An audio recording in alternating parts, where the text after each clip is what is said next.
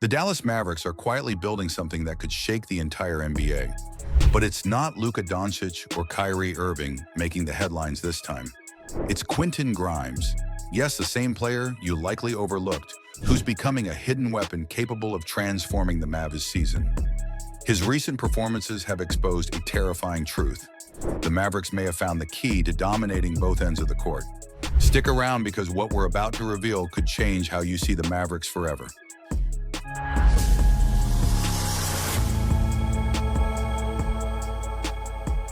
Quinton Grimes came to Dallas without much fanfare.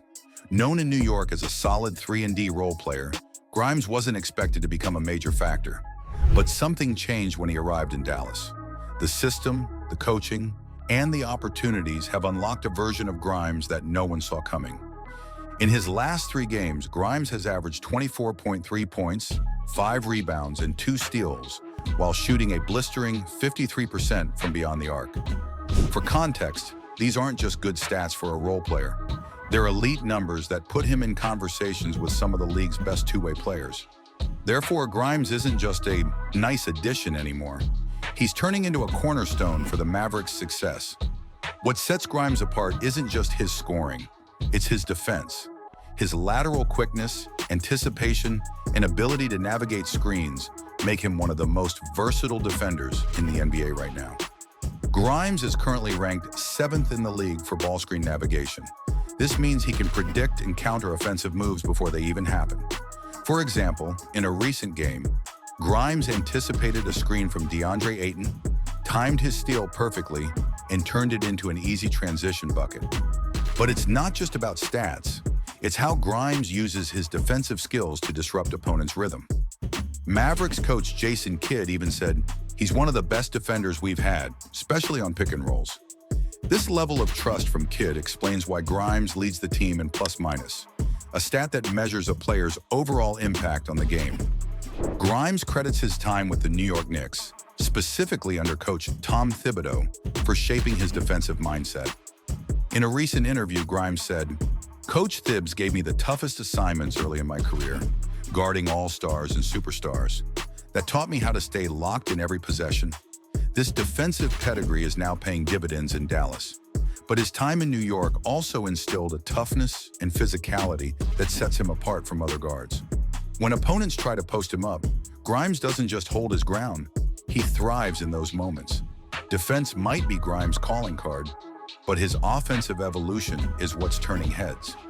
Playing alongside high-gravity players like Luka Doncic and Kyrie Irving has opened up the floor for him. For instance, when Luka drives into the paint and draws double teams, Grimes is left wide open on the perimeter, and he's capitalizing on those opportunities, shooting 41% from 3 this season, an impressive jump from last year's 36%. But Grimes isn't just a catch-and-shoot player. He's added physicality and patience to his offensive game. One highlight play against Karl Anthony Towns showed Grimes driving in transition, bumping a bigger defender off balance, and finishing with a smooth layup. This combination of finesse and strength is making him a nightmare to guard. What most people overlook about Grimes is his emerging playmaking ability. In one play, Grimes received a pass in the corner, but recognized the defensive mismatch. Instead of forcing a contested shot, he drove into the lane and dished it to Daniel Gafford for an easy and one. Moments like these show that Grimes isn't just a scorer or a defender.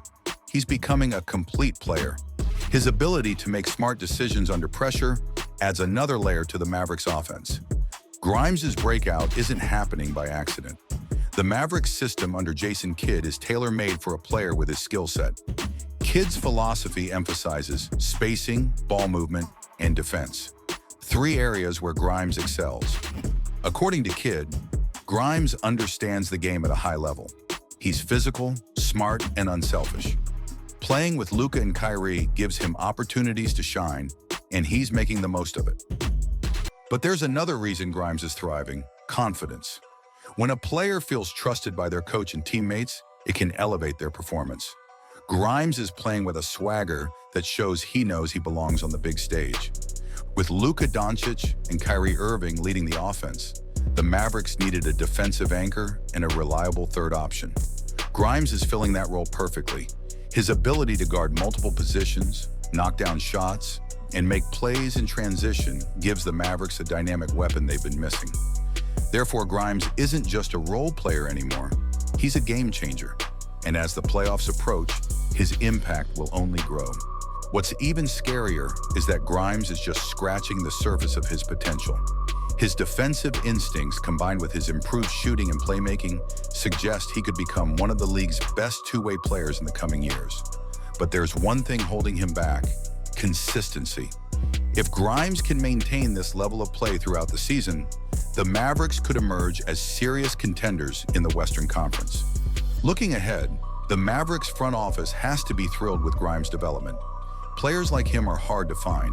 Someone who can lock down opponents on defense while also contributing on offense. But the real question is, can the Mavericks capitalize on this momentum?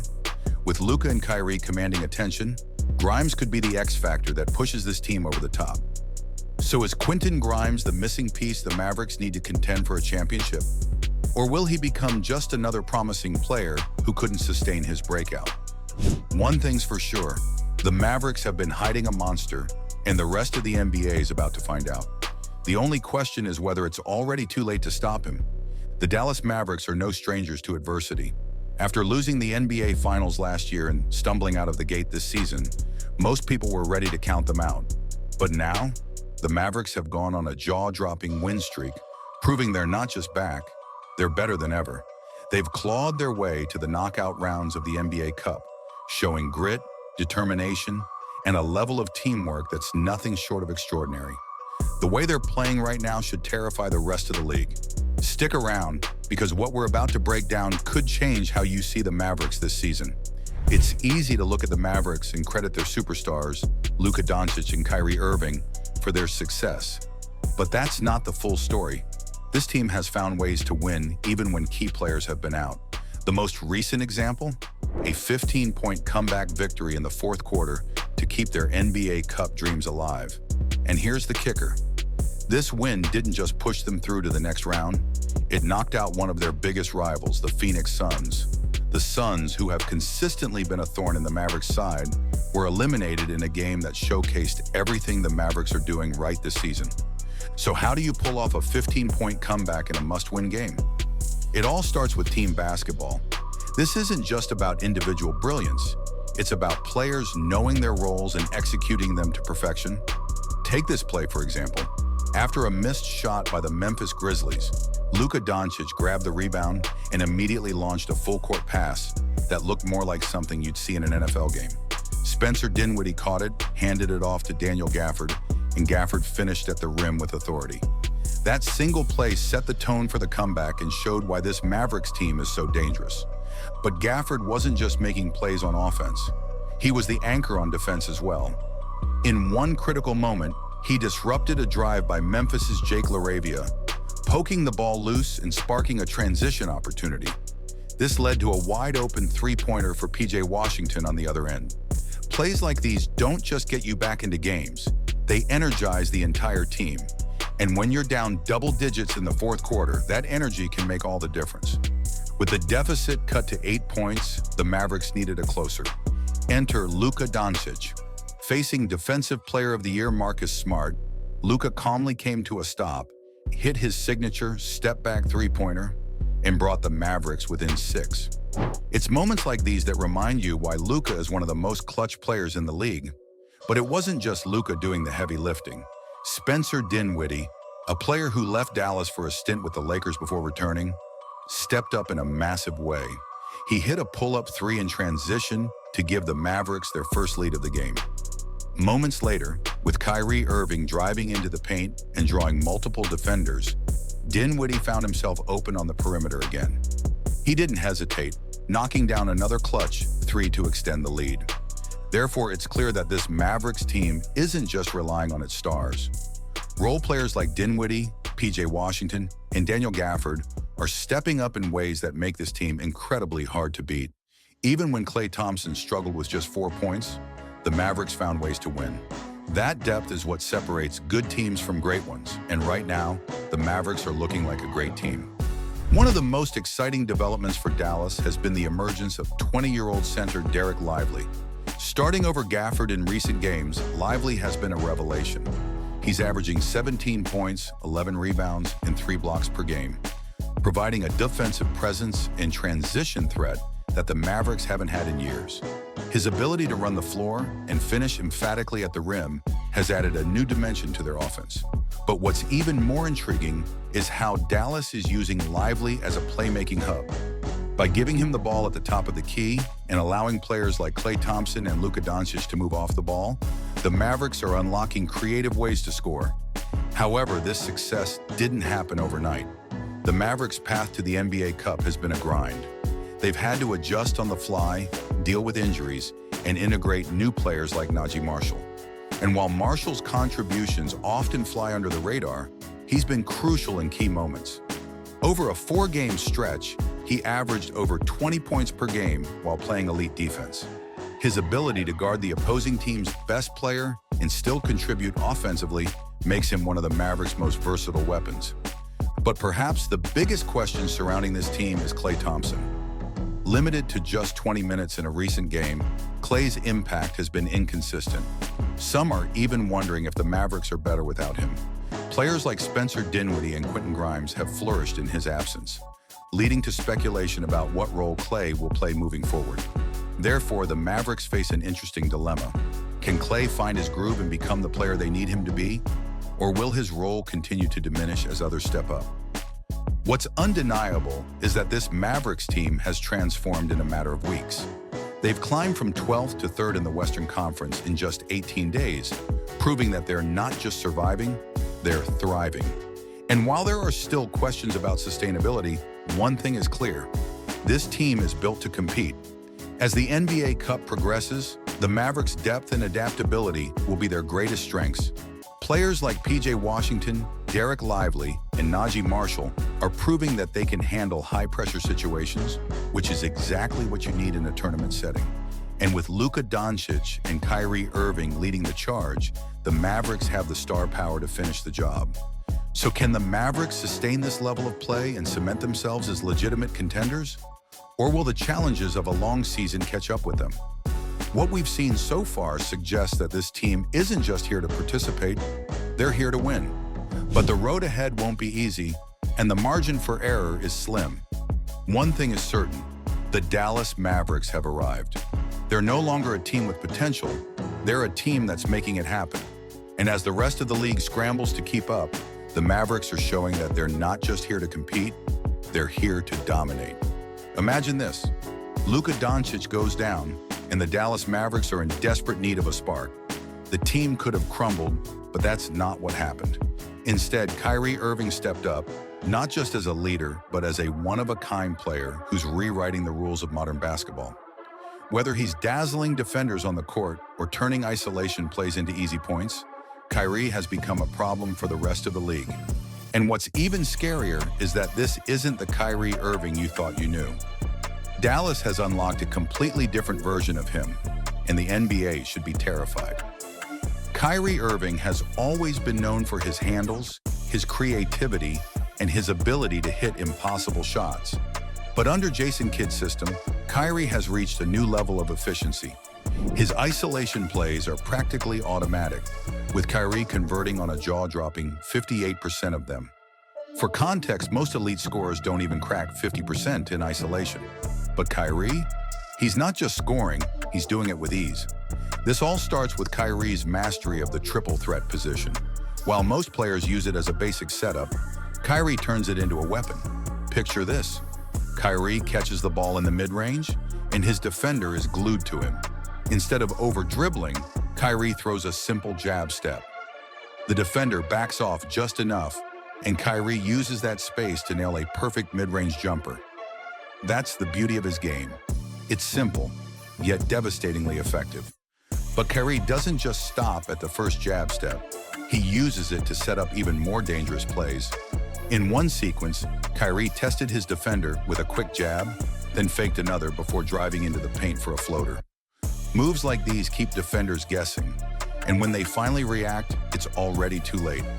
Therefore, Kyrie's triple threat game isn't just about scoring, it's about control. He's dictating the pace, the spacing, and the outcome of every possession. Now let's talk about Kyrie's off-ball movement. Most people think of Kyrie as a ball-dominant guard, but in Dallas, he's showing a completely different side of his game. Off the ball, Kyrie is just as lethal. Take this play, for example. Kyrie cuts into the paint, seals his defender behind him, and catches a pass from Daniel Gafford mid-air.